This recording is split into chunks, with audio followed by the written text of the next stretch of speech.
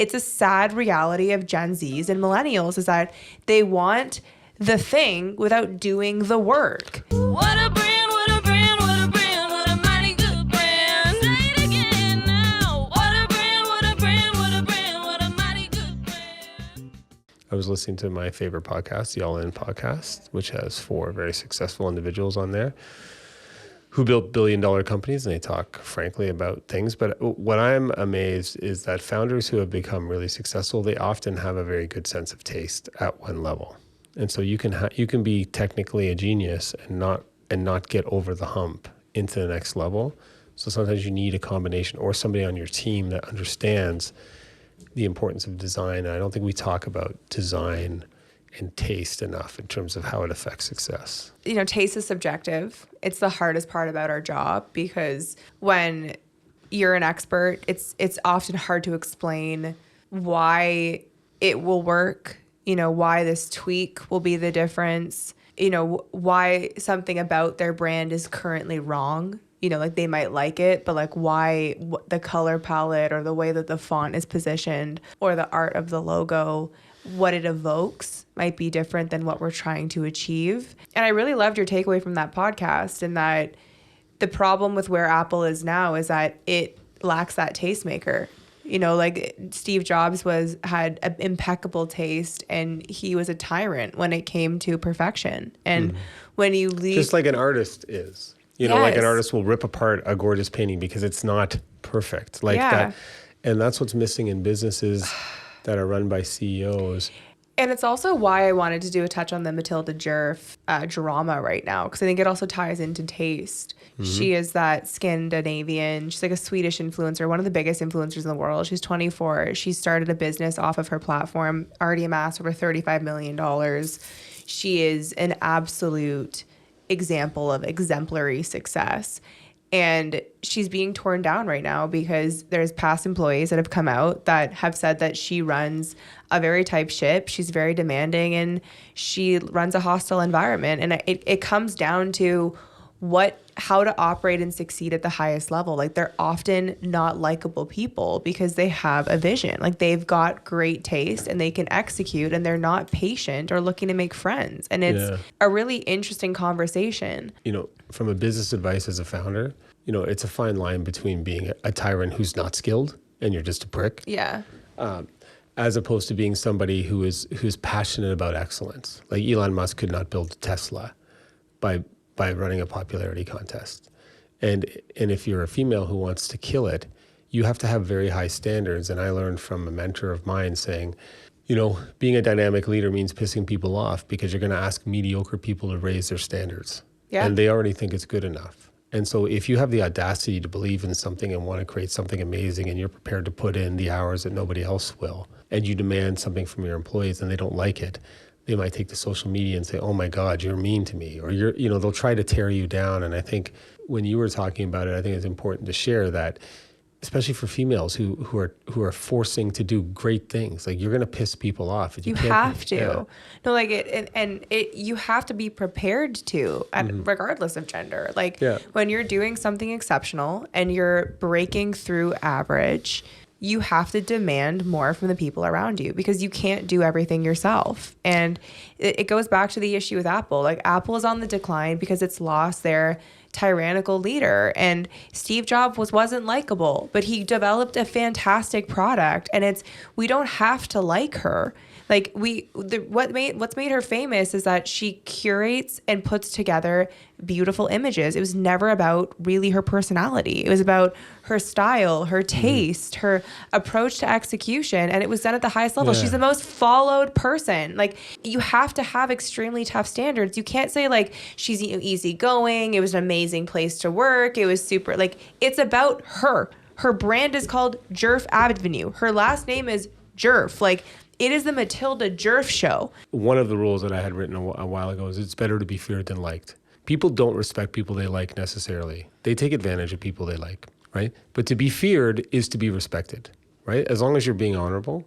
And I've made that mistake in many businesses. Is, after coming out of the military, I want to be a kinder, nicer person. And I was focused on being liked.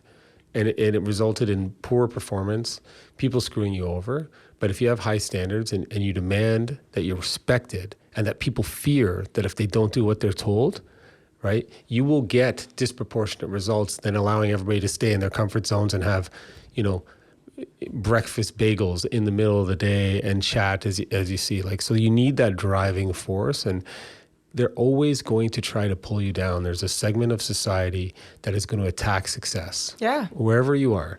And you need to, whether you like Trump or not, take a page, don't apologize for focusing on being successful. And what was sad about Matilda is that she seemed to kind of bow to the pressures to apologize for being exceptional. It was the worst move she could have made from a PR perspective. Like, she should have leaned into being the Devil Wears Prada. Like, she should have probably not said anything. Like, I think she probably should have just waited for it to blow over, not give anything to the fire. But if you are going to give anything to the fire, it's accepting humbly, I'm 24 years old and I've built a $40 million company. Like, this is the standards that I expect. Because as an employer, like, I've seen it, not at that level, not at, having people come out and being like, she's a horrible employer, but I've had employees be excited to work with us because we create cool content, we work with cool brands, and not understand the territory that comes with. And it's a sad reality of Gen Zs and millennials is that they want the thing without doing the work. Oh my God. And the problem is if you God forbid, it's not true in all cases, but if you hire somebody from government or a big corporation into a startup, they do not understand the rules of the game. No. They're like, where is my safe space card? Don't I get 3 cappuccinos a day? Like, it's 5 o'clock and I'm like, they don't understand that if you're going to build something amazing, and not everybody is meant for that. No. Right. And that's also another reality too, is there's definitely two sides. I actually think that she's not a kind person, but I don't think that she needs to be a kind person. Like, that's what we expect celebrities or people of influence to be these model citizens that are like these perfect, amazing human beings that like are the absolute role models of society. Often what comes with that level of self-focus, like, she only posts photos of herself. Like, imagine, like, if you actually analyze what she does, she's not a humanitarian. She only cares about making her name bigger, more well-known, and more successful. What comes with that territory? Absolute demand for everyone to make her look and come across as a better business owner. Like, it's not shocking. It's interesting. It holds people back because everybody is so scared of being criticized for having high standards. They kind of put a weight on them in the pool that keeps them in the mediocre, because what I've seen in society is there's just a whole lot of mediocre and below average people who think they're exceptional, and they get into a job and then try to insert on a founder or a business their standards of performance. Yes. And if you don't like it, you're the problem, where really you're a glue bag who doesn't read, who isn't fit, doesn't drive the body, wastes tons of time, but you get yourself into the institution so then you can play the grievance Olympics. Like, oh my God, you're not a good human because you didn't allow me to have 6 breaks today, and so I'm now going to troll you and try to make you into a bad human. And I wish she had our cell phones so we could have given her, I think, some good PR advice. No, and I think a lot of founders need to hear this. Like, they like, it's a very weird time. Mm-hmm. It's a very weird time when you're being asked to do more as a founder. Like, you should have a personal brand, and like, you need to be on top of like what's going on with marketing and branding, and you're running a business, and you're adding on more and more hats with the digital world and the demands of the digital world. And you're also being asked to do things that aren't conducive to being successful and what it takes for how competitive it is. And if I'm not condemning or condoning behavior other than you need to accept authentically who you are. And if she is, and you often are at the highest level, a difficult person. No, but the PR people too I think are non-effective. Agreed. Because PR is the worst PR that you could have had in that moment. They're fearful, right? And if you really were just demanding, right, and you wanted to get a team of people who fit within your corporate culture, right, then the PR strategy is to say, I'm sorry you didn't fit in with the team. But PR, not this kind of... I constantly have issues with, because they are so focused on the public's relation, which is where the name came from, that they're more fixated on offering a hand. Tie that to brand, because the public's relation or reaction doesn't fit the same goal as your brand to your target. Yeah, that's a great audience, point. Yeah, right? yeah. And so you're getting public relation. But that's where this is different, right? Is like her target consumer is a younger female. It gets skews between like 22 to like 31, you know, like at the highest end. Like 30 is even a little bit old for Matilda. And it is a bit different because her target consumer actually doesn't understand what it takes to be in her position. And that's actually where it is a bit difficult, and why she needed like a higher end strategy than she probably was exposed to, because she is an exception to the rule. Well, because it goes back to Apple. When everybody wants to have $35 million business deals. Do you know what that takes? Like, how do you get there? Yeah. Not just by being average. No, like by being like you have to be a crazy, difficult, obsessive. obsessive human being. Every detail. I'm not saying that's what you should aspire to be, but No, if that's but where you want that's to a go. reality. But our society's gotten into the habit of tearing down people who have done something exceptional by sacrificing. No, and if you analyze what she's done, none of it's luck. Yeah. Right? It's like, that's what people miss. It's like, why does most 20-year-olds not even have $1 million business? Because that's effing hard. Imagine having a multi-international $35 million plus business. No. And you hired somebody who said they were a marketing specialist who had an inflated resume, and they came in there and they didn't want to put in the work, and you said, you suck, get the fuck out of my office, excuse my language. And then they're like, oh my God, she's toxic, because they want to tear I hated it. I'd never like, it's like, you should see what she did in the morning. but that's why The Devil Wears Prada is an iconic movie, is like, to do what Anna Wintour did does not make her likable, because she didn't care about being liked. But Anna Wintour didn't apologize, which is a very relevant difference, which is why she should have got different strategy. And I would like to put an addendum to this lesson learned for the audience too, because I think what's great about our platform is we give different perspectives: old, young, masculine, feminine, founder, CEO. But if you're a founder, I wonder, especially if you're a younger founder, or you might not be into war movies, but there's a movie called, it's a Shakespeare play called Henry V, but the version with Kenneth Branagh, he gives a speech called St. Crispin's Day, and it's worth watching it. I've shown it to a lot of our businesses. But if you're a founder, that's really what you are. You know, you're outnumbered, you're outgunned, you've got everything invested into your business, and you need people who will rally around your cause to be with you. Yeah. And he invited people to leave who didn't want to be there. Yeah. Right? And his message at the end is that men will hold their pride in shame who did not stand with us on St. Crispin's Day. It's a beautiful piece to remind ourselves of what inspires people. But if you are a founder trying to get there, you know, you're not going to change people who don't care. You're not going to make them care. You got to find the people who care with you and will fight and die with you. You know, though, I do think is a relevant difference, though, for like the Elons and the Steve Jobs, you know, and the Sergey Brins, you know, like the standard that they expect. And I also have seen this, and this is an interesting alternative opinion, is that a lot of these beauty and fashion and like influencer individuals that build very respectable and incredible businesses, they forget also what it takes to get that group buy-in. And the tech companies are not confused that you give away stock and equity. Like, you actually do give something so that the buy-in is different.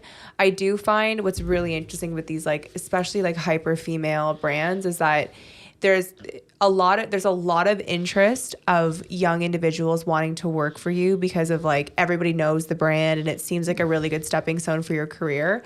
But when you're actually not offering something for them and they just are constantly seeing how fabulous your life looks online, it doesn't result in what you're looking to achieve. And because these businesses, I want to say they're not real businesses, not because they're not real businesses, but everything that's built on its success is the community that's been built through the influencers' followings. So she wouldn't have had a $40 million brand if it wasn't built off of her having 3 million followers and like being known by every Gen Z in the world, you know, like that's on Instagram. Like, so it's like, there are these very difficult models. And we've worked with many businesses that are like this, where the influencer leader isn't likable, but also isn't giving that buy-in where they see that greater vision because they're not getting a piece of the pie. So it is this really interesting dynamic of extremely successful individual.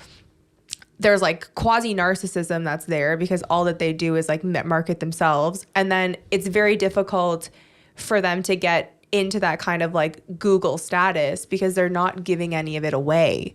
So it is like a separate, interesting problem. And it's like, that's where they actually need good strategy, like operationally and business wise, so that they can avoid these PR catastrophes because it keeps happening. Just being aware though, that some people are going to come to you because they want to use your success to build their success. And so they're temporary. No, but that's the only reason why they're coming to you if you're not offering anything else. No, but like if it's a videographer, right, their brand goes up if they work for you. Right, obviously, but you know. Same with social media managers and stuff, right? But that's my point, though, is they're willing to do it until they get that check on their resume. And for the average Gen Z, that's 6 months.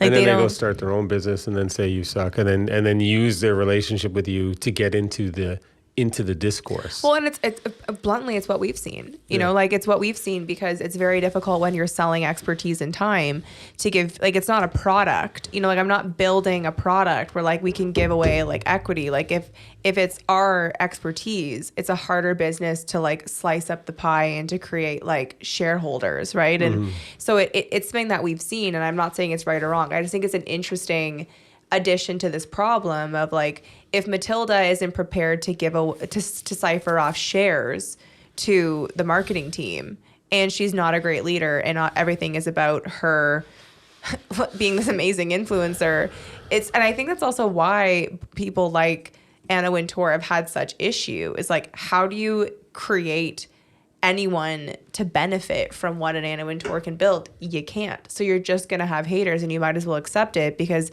someone like Matilda Djerf is coming up in a very different time than Anna Wintour. Like Anna Wintour was at the height of everything she was doing before people even had cell phones, right? So you could be the same with Steve Jobs. Like you could be a tyrannical, horrible person behind the scenes. Yeah, but it's people will define it as tyrannical. Like, what was I going to say? One way you can do it to maybe avoid that, if you're a founder who wants to have higher standards, that I've learned through working through some leadership schools, is when somebody brings you a product, they'll do the work they bring, and in their mind they think it's great, you know what I mean, or they think it's good enough, right? But one phrase you can say is, you know, in looking at this, I want to ask you a serious question. Do you think that's the absolute best you could do on this task? The absolute best? And then you push it back to them. And the good people will say, you know what, I could probably tweak that a bit. You go, okay, go back and do that. And they come back and say it 2-3 times. They'd be amazed at how much better the product comes.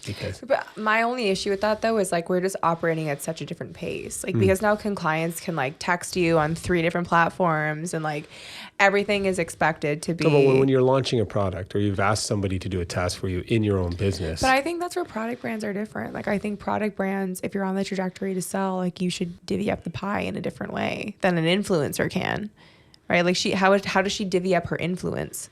I'm just saying how to get better product from people. If somebody comes back with the editing and the founder is busy, you know, like, but if you really want to get to that highest level of execution that the person is capable of, you just say, is that actually the best job you could do on this editing? Yeah. Is there any way it could be better? Yeah, just to your point, like to do that 3 times, you know, like right. How much are we missing deadlines? Because it's very rare where you get somebody who will do that themselves. They need somebody to say, look, I like what you've done here, but I want to ask you, is that the best? But that's also where, you know, with what I've learned is you got to get the right people and you got to pay them well. A lot of business owners are just so focused on like, I especially see this in the influencer space. It's an honor for you to work for me. I'm going to try to get you the cheapest as possible because they just don't feel like they need to invest in their brand at the same level. And because they also have a lot of those skill sets to understand marketing and branding. But because they're so cheap, they get shitty employees and they get a shitty experience. This is where you can't afford to waste money on marketing because probably the number one factor to your success is actually your team at the start. And I can't tell you how many businesses I've worked with who try to save money on a team. And there's a reason why all the startups that really make it, when they've made it, they say the most important factor was having the right team. Yeah. And so, but if you're blowing all your money on marketing that's not working and you're paying people peanuts, you're just going to get monkeys.